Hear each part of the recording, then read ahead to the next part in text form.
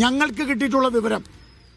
അതുകൊണ്ട് ജമാഅത്തെ ഇസ്ലാമിയും പോപ്പുലർ ഫ്രണ്ടുമായിട്ടുള്ള വി ഡി സതീശൻ്റെ ഡീലും പിണറായി വിജയൻ്റെ ഡീലും അവർ വെളിയിൽ പറയണം എന്ന് BJP ആവശ്യപ്പെടുന്നു. ശരി, നമസ്കാരം. അതെല്ലാ കാര്യവും ഞാൻ ഇന്നലെ പറഞ്ഞിട്ടുണ്ട്. ആ ഇന്നലെ പറഞ്ഞതിൽ നിന്ന് ഒരു സ്റ്റെപ്പ് പുറയിലില്ല. എനിക്ക് പ്രധാനപ്പെട്ട ഇന്നലെ പറഞ്ഞ കാര്യങ്ങളിൽ തന്നെ ഉറച്ചു നിൽക്കുകയാണ്. പറഞ്ഞ കാര്യങ്ങളിൽ തന്നെ ഉറച്ചു നിൽക്കുകയാണ്. ഞാൻ എപ്പോഴും ഒരു കാര്യം ഇങ്ങനെ ആവർത്തിക്കേണ്ട കാര്യമില്ല. ആവർത്തിക്കേണ്ടത് ഈ ആവർത്തിച്ച് വിഷയങ്ങളിൽ വ്യത്യസ്ത നിലപാടെടുക്കുന്നവർക്കാണ്. അങ്ങനെ എനിക്കൊരു വിഷയമില്ല. ഞാൻ ഇന്നലെ കൃത്യമായി പറഞ്ഞിട്ടുണ്ട്. ഇനി എന്നും അത് പറയേണ്ട കാര്യമില്ല. അത് പത്രമാധ്യമങ്ങളിൽ വന്നിട്ടുണ്ടല്ലോ. പത്രം നോക്കാതെ പാർട്ടിയുടെ പിന്തുണയൊന്നും അന്വേഷിക്കാതെ നിങ്ങൾ എന്തിനായിരുന്നു ന്യൂസ് മലയാളത്തിൽ വലിയ വാർത്ത കൊടുത്തിട്ടുണ്ടല്ലോ, ഗോപാലകൃഷ്ണന്റെ പാർട്ടി പിന്തുണയില്ലെന്ന്. നിങ്ങൾക്ക് അന്വേഷിക്കാറുന്നില്ലേ? അറിയാത്ത കാര്യങ്ങൾ വർത്താനം പറയരുത്. നിങ്ങൾ വലിയ വാർത്തയായിരുന്നല്ലോ. എനിക്കൊരു കാര്യം പറയാനുണ്ട്. നിങ്ങളൊക്കെ മാധ്യമങ്ങൾക്ക്, ഞാൻ ഇന്ത്യൻ എക്സ്പ്രസ് മാധ്യമത്തെ ഈ വേദിയിൽ വെച്ച് അഭിനന്ദിക്കാൻ അറിയിക്കുകയാണ്. കാരണം ഇന്ത്യൻ എക്സ്പ്രസ് മാത്രമാണ് ഇന്ന് ആ വിഷയം ഹൈലൈറ്റ് ചെയ്ത് കൊടുത്തത്. ഇതാണ് ഗുരുവായൂരിലെ ജനങ്ങൾ കുടിക്കുന്ന ഭക്തജനങ്ങൾക്ക്, അന്തർദേശീയ തലത്തിലുള്ള ഭക്തജനങ്ങൾക്ക് കൊടുക്കാനുള്ള ഇവിടുത്തെ MLA-മാരുടെ കുടിവെള്ളമാണിത്.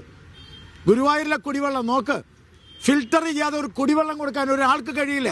കിണറ്റിലെ വെള്ളമാണ്. പത്രമാധ്യമങ്ങൾ ആദ്യം കൊണ്ടുവരേണ്ടത്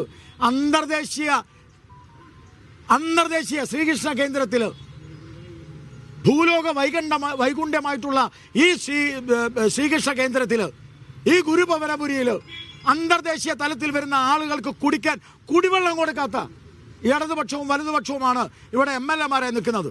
ഇതാണ് കുടിവെള്ളം. ഇതിനെതിരെ കുടിവെള്ള മാർച്ച് ഞങ്ങൾ സംഘടിപ്പിക്കുകയാണ്. ഒന്നും കൂടി, ഇത് കിണറ്റിലെ വെള്ളമാണ്. ഏത് മാധ്യമ പ്രവർത്തകർ വന്നാലും ഇത് കിണറ്റിൽ നിന്ന് കോരി ഇതേപോലെ ഒഴിച്ച് കാണിക്കാം. ഏത് മാധ്യമ പ്രവർത്തകരെയും ഞാൻ സാദരം ക്ഷമിക്കുകയാണ്. മനസ്സിലായല്ലോ?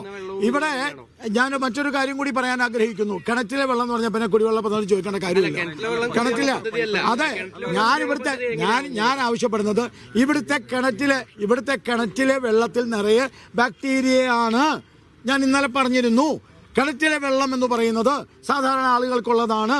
കുടിവെള്ളം ഈ നിവാസികൾക്കുള്ളതാണ്, ഈ നാട്ടിൽ വരുന്ന ആളുകൾക്കുള്ളതാണ്. ഇതാണ് കുടിവെള്ളവുമായി പറയാനുള്ളത്. ഇനി ഒരു കാര്യം കൂടി പറഞ്ഞോട്ടെ, ഒരു കാര്യം കൂടി പറഞ്ഞോട്ടെ.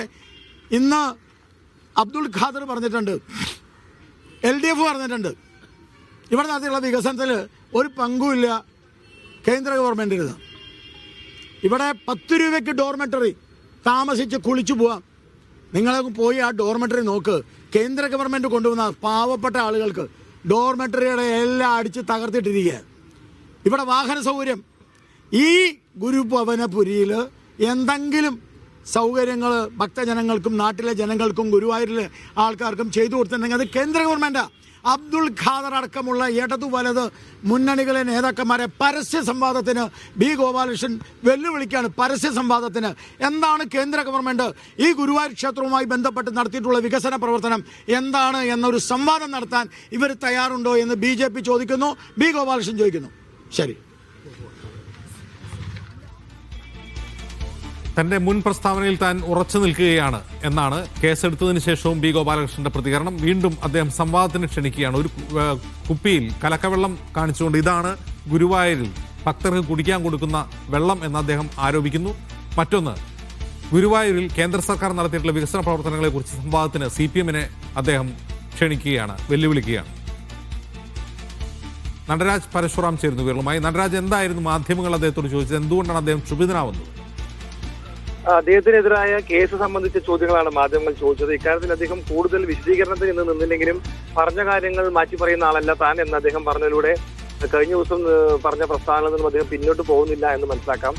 മുസ്ലിം ലീഗ് മതേതൃത്വമാണെങ്കിൽ ഗോപാലകൃഷ്ണൻ മതേതൃത്വവാദിയാണ് എന്നാണ് അദ്ദേഹം പറഞ്ഞത്. ജമാഅത്തെ ഇസ്ലാമിയെ തോളിലേറ്റുന്ന വി ഡി സതീശൻ മതേതൃത്വവാദിയാണെങ്കിൽ താനും മതേതൃത്വവാദിയാണെന്ന് അദ്ദേഹം പറയുന്നു. ജമാഅത്തെ ഇസ്ലാമിയെ വി ഡി സതീശന്റെ ഡീൽ എന്താണെന്നുള്ളത് തുറന്നു പറയണം എന്നാണ് അദ്ദേഹം അല്പസമയം മുമ്പ് പറഞ്ഞത്. കഴിഞ്ഞ ദിവസത്തെ കേസെടുത്ത് സംബന്ധിച്ച ചോദ്യങ്ങൾക്ക് താൻ അത് നേരിടും എന്ന് പറയുകയും പറഞ്ഞ കാര്യങ്ങൾ മാറ്റി പറയാവുന്ന ആളല്ല താൻ എന്ന് പറയുകയും അദ്ദേഹം ചെയ്തു. എന്തായാലും ജനപ്രാതിനിധ്യ നിയമത്തിലെ അതുപോലെ തന്നെ കലാപാഹാരം ഉൾപ്പെടെയുള്ള വകുപ്പുകളും BNS വകുപ്പും ചേർത്തിയാണ് പോലീസ് കേസെടുത്തിട്ടുള്ളത്. അതിന്റെ തുടർ നടപടികൾ തെരഞ്ഞെടുപ്പ് കമ്മീഷന്റെ നിർദ്ദേശപ്രകാരമാണ് ഉണ്ടാവുക. എന്തായാലും ഇന്ന് രാവിലെ ഒരു പ്രകടനം മറ്റുമൊക്കെ തന്നെയാണ് ഈ നാമനിർദ്ദേശ പത്രിക സമർപ്പിക്കുന്നതിനോടിയായിട്ട് പ്ലാൻ ചെയ്തിരുന്നത്. പിന്നീട് അത് ഒഴിവാക്കി നേരിട്ട് സ്ഥാനാർത്ഥി ചാവക്കാട് താലൂക്ക് ഓഫീസിന് മുന്നിൽ എത്തിയ ശേഷം പത്രിക സമർപ്പിക്കുകയായിരുന്നു. ഇപ്പോൾ പത്രിക സമർപ്പിച്ച ശേഷം NDA സ്ഥാനാർത്ഥി മടങ്ങിയിട്ടുണ്ട്. ശരി.